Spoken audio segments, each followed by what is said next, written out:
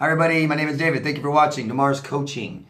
Today's a question and answer video where I'm answering all you guys' questions from the last Q&A video. And any questions you guys have, please go down below in the comment section. Ask me anything you want and I'll answer them in the next Q&A video. I do this every single Monday, okay? What else? Getting lots of new subscribers still. The channel's growing fast, so thank you and welcome everyone. Please ask questions. Just to let you know, I've got playlists. I've got playlists where I talk about CPTSD, borderline, narcissism. So please check out more of my videos, and any questions you have, ask here. Okay? Thank you. So let's get started. First question is from Lucy from Australia. Hello, Lucy. Hi, David. Can you explain after the discard why the narcissist seems to downgrade with their new supply? Yeah, that's actually quite common, I found out. All kinds of different reasons. You know, I wouldn't know why yours does or anything, but a major reason is they don't want to be alone. And particularly coming out of a relationship. Now, sometimes narcissists will be together or married for 20, 30 years and be happy to be single after that and not get too committed maybe. But typically these people need you. They need us really, really bad. They need people to meet their needs, to validate them, to make them feel better all the time, make them feel like they're in control and stuff like this. So they got to be with somebody. Even if you discard them or they discard you, they'll go to somebody. They need to be with somebody, and that kind of desperation or eagerness to, you know, be with somebody right away, typically it may not be the best options. You know, it's someone who will take us right away, right? You know, narcissists don't get a huge selection of people they get to choose from to date. It's got to be people like us, meaning people who've had childhood pain, people who have just, you know, experienced lots of trauma and pain and stuff like this, neglect, and didn't get the love that they needed and received. So they're, you know, us, we kind of need that love, and we take it from narcissists, the fake love. But so they don't have much, you know, whatever you guys think about them right after you come out of a relationship and you go see them do weird stuff after your relationship, after it's over, don't take it all literal. I mean, they're going to post that they're happy on Facebook. No, they're not. They're going to, you know, say weird things about you that aren't true. They're going to do all these things. It's weird, odd behavior because that's why they have a disorder. They aren't well, they don't do good in relationships with people. That's the major, major thing about people with personality disorders. They don't relate with people very well. They have problems and can't keep friends and girlfriends and boyfriends. So they're always dating. Who's there? Who's available, right? The person that'll take me right away, you know? And if I'm a narcissist, I don't get the huge selection. It's a small group of victims that I get to choose from already. And out of that group, you know, who's going to take me now? You know, that's one reason. They don't always downgrade. And you know, what is downgrade? Are you guys talking about looks, finances? You know, that's not really fair either, is it? But, you know, try to look at why they're selecting the people they select. I think that will help you to understand that they, like I said, they just don't have much options. They don't get to date whoever they want. They got to date someone sick. They got to date someone who will date someone that doesn't care about them or love them. Someone that lies and manipulates and cheats. Hope that helps, Lucy. I know there's other reasons, I'm sure. But that to me is what I've always seen to be the most common. They're just desperate. They need someone right away. I don't think they're doing it. I've heard reasons like they're doing it just to spite you. Just, you know, I don't think so. But you got to realize that, and that's the other thing, is that narcissists aren't just dating someone because of how they look or just because of money. It's how that person makes them feel. It's being able to control them, or maybe that person, yeah, they'll date people that raise their status, but it's very important how that person makes them feel. Okay? Thanks. Anna from Paris. Hello, Anna. Today I have a more general question than recently about my mother. I have impression, and rather not just me, that today's society is so terribly pro-narcs rather than pro-empaths. This is really hard today to be an empath, while to be a narc is rather cool. I've watched once a video that most of enterprises are narcissistic, where the empaths are the best performers, being at the same time at the bottom of hierarchy. The most of enterprises are like the pyramids built to abuse empaths for the glory of narcs. It is crazy. Do you think that one day would it be possible to create functional enterprises where empaths, who actually do most of the work, are highest in hierarchy and everything is more human? I agree that narcissism is on the rise. People are becoming more narcissistic. There's more narcissists. They did a study with college students once, and they found in just one generation that narcissism increased like by 30-something%. Insane.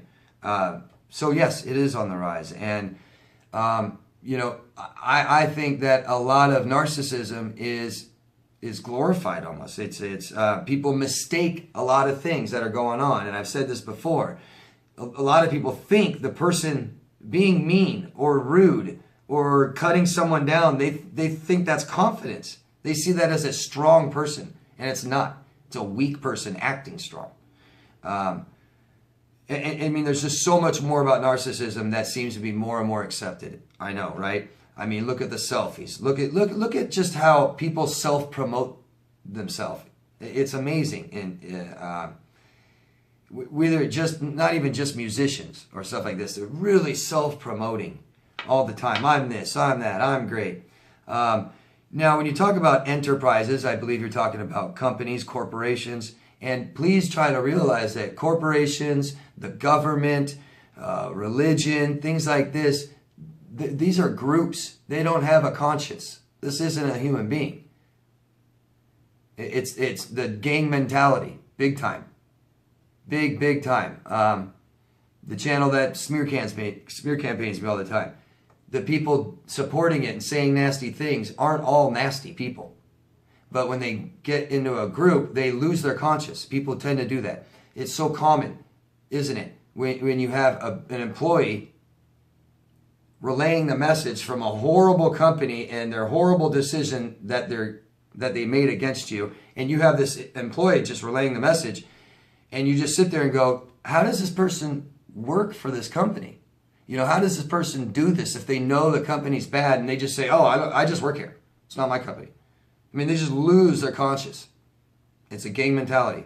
It's what human beings do a lot of times. So a lot of people in these big corporations and companies appear to not have a conscience, when most of them probably do. Narcissists do rise to the top of in companies and corporations, and they become CEOs and presidents and stuff like this. And to be quite honest, I mean, they want power. They want this more than the people that don't get the job. So you can't just sit there and complain saying narcissists have all the top positions in companies. Well, they did something to get there, right? I don't, unless they cheated, lied, and plotted and stole the whole way to the top, they worked hard. They want that. Most empaths don't want that.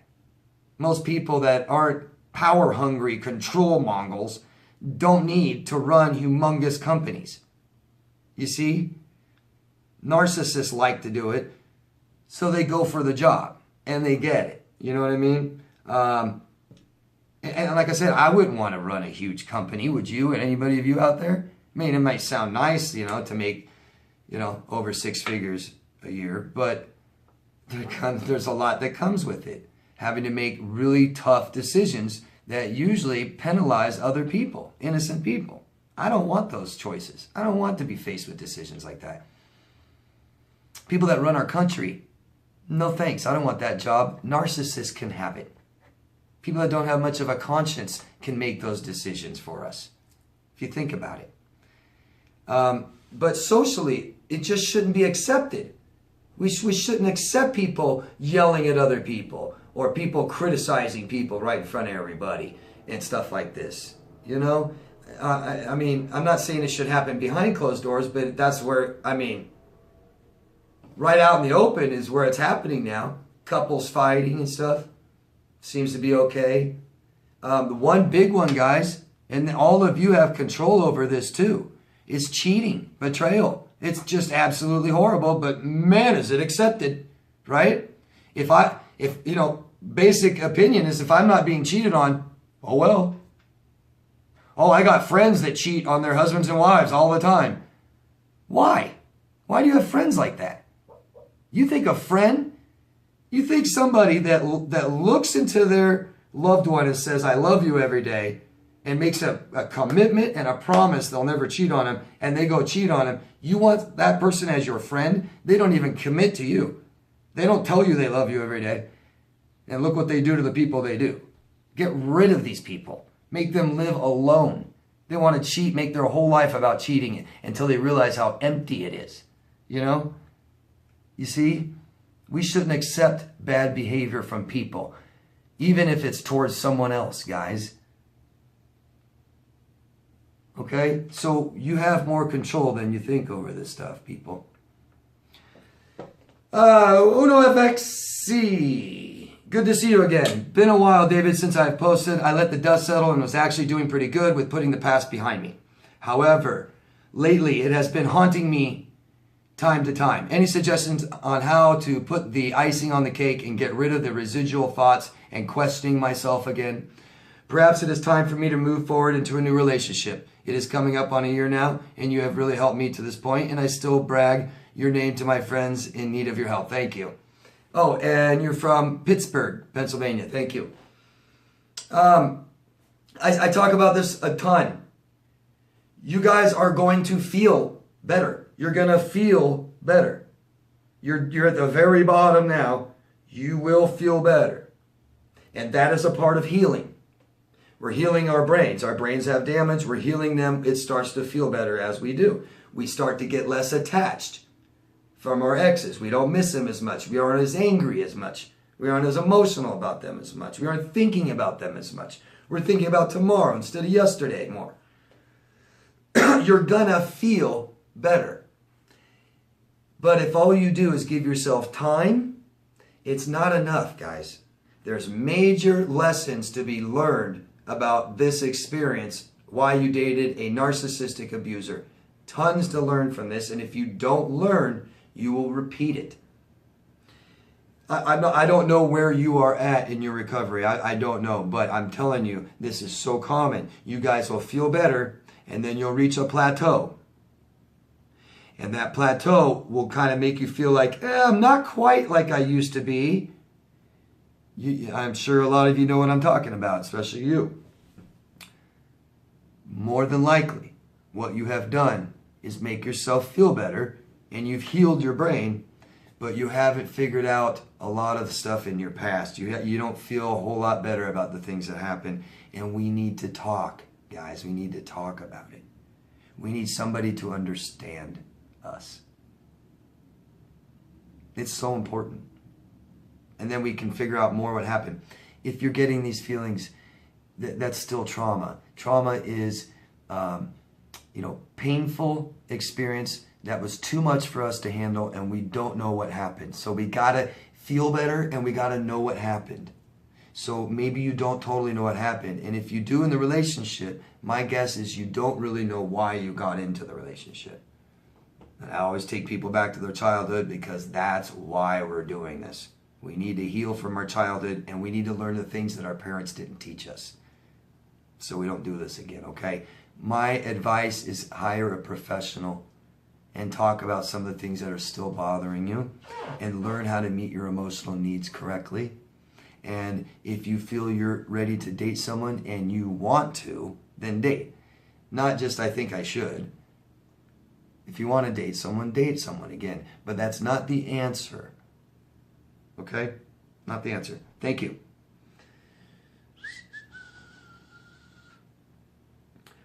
R.A. I forgot where you're from. And that was another thing, guys. Can you please tell us your location? Ask me a question. Tell me where you're from. Okay? We all want to know. This is a very long, huge question. I can't read all of this right now. It would take me quite a while.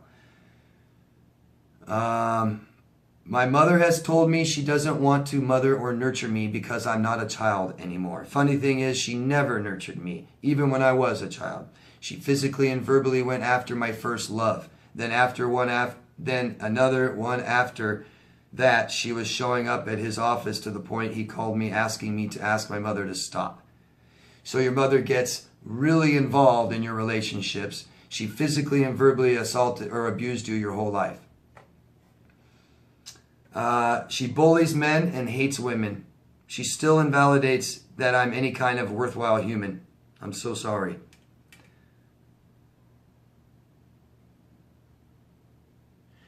She threatened suicide anytime I would try to gain closure on why she sabotaged my first love. Then went after the other person, etc. Would you say her behavior leans more towards psychopath or borderline or just toxic in general? One more thing. When I was 16, I had a dream that my mom ran off with my boyfriend that I didn't have yet in real life. I told her of the dream when I had it, and she laughed and said, "That's ridiculous." But then a year later, she literally tries to do what I dreamt she would. Do you think my dream was a premonition, or did it inspire her or give her the idea to do it in real life? Thank you, and sorry for the long write. Yeah, this is horrible, guys. This is just, it's gross. It's just gross. Children don't have a chance. Children don't have a chance in life unless your parents prepare you for it. Period. And what your parent did was sabotage you. Your parent is emotional, miserably lost and void. Your mother has the emotional intelligence of a 4-year-old. And she's missing all kinds of stuff she'll never get. She'll never change. And she has parentified you. And it treats you like her mother. And tries to get everything she needs in life through you. Instead of giving you life, she takes it away. She's disgusting. I'm sorry, but she's disgusting. Stay away from her for the rest of your life. She will never change. Never. You will never get a sorry from her. You'll never get any kind of better feeling from her. And you'll never get the things that you should have got when you're a child that you never got. The only thing you'll get from her is a learning lesson. Keep learning. Okay? Heal from this. Get people to help you heal. Listen, guys, I can't take a single event, one thing someone said, one thing someone did, and tell you if they're a narcissist or a psychopath or a borderline. No way. I wouldn't try to dare do that. If I did, you guys would never trust me or believe anything I say. So I don't know. I'm not even going to try. It's pointless. She is very sick, very toxic. She fits, this kind of behavior. Narcissists, borderlines, histrionic, psychopaths, sociopaths will do. So, and that's why there's criteria for each disorder. Not one thing. Not just lying, not just cheating, not just hitting, not just, you know what I mean? It's a series of things that you need all these things to be that. So if you want to, but non-disorder people, obviously she's disordered. But like I said, it could be any one of 4 cluster B disorders. Any of them. This is sick. This is sick. If her mother's like this or her dad is like this, chances are she's antisocial. Chances are she's a sociopath or psychopath. She acts very histrionic, very borderline-ish, very narcissistic. I mean, stay away from her. Best thing you could do. I'm so sorry. Try to heal from it. Worst thing in the world is when I see a mother-daughter have a horrible relationship. To me, it's just, it won't take much of that before society fails. Kay. Wish we knew where you're from, Kay. Hi, David. What do you do when you bump into the narcissist? I wrote here, I say excuse me and move on. I'm guessing you mean when you run into your ex. What do you do? Well, you should have a plan for this.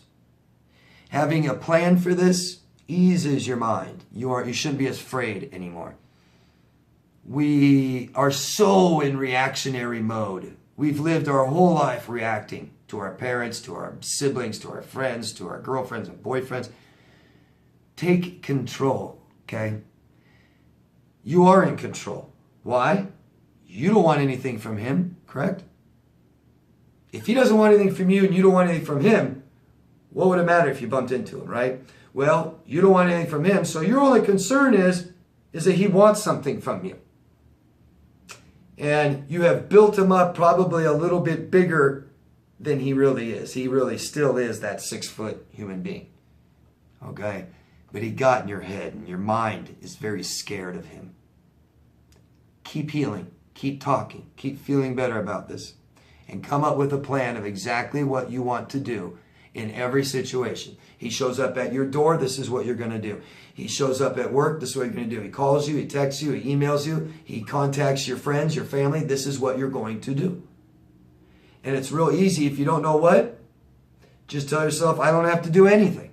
You can start there. I don't have to do anything, right? Start there. Don't do anything. Just walk away. Yeah? Call the police. Don't answer the door. Don't answer the phone. Don't answer the email. You don't want anything. You don't owe him anything. Screw him. Don't give an explanation. Don't tell him you're sorry. Don't tell him I hate you. Don't ask him, why did you do this to me? Nothing. Because you're not going to get anything from him ever again. You never did before. You're not going to now. Okay? Come up with a plan. Be prepared. Use the Cub Scout, Boy Scout motto. Be prepared. Right? It just helps you feel better, guys. Where are we? Jay Strada from Portland. Hello.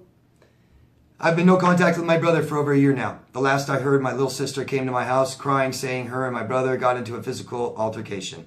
And he's also got physical with his girlfriend.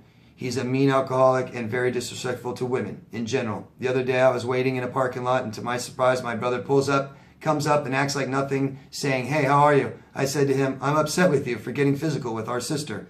He just put his head down and walked away. No sorry or nothing. I watch these videos saying narcissistic men hate women, including their mom. Is this true? I never understood how my baby brother, who was around 4 sisters and his mom, could be so disrespectful towards all of us. And thank you for your question, Rocio. It was a question I also had on my mind, and great advice, David. Hope all is well. Thank you. So, narcissism doesn't mean they all hate women.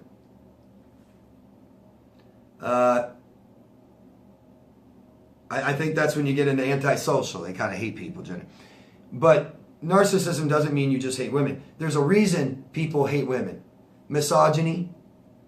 Misogyny is caused by that person's mother not making them feel safe, not making them feel secure. Okay? But obviously pretty extreme, in a pretty extreme manner.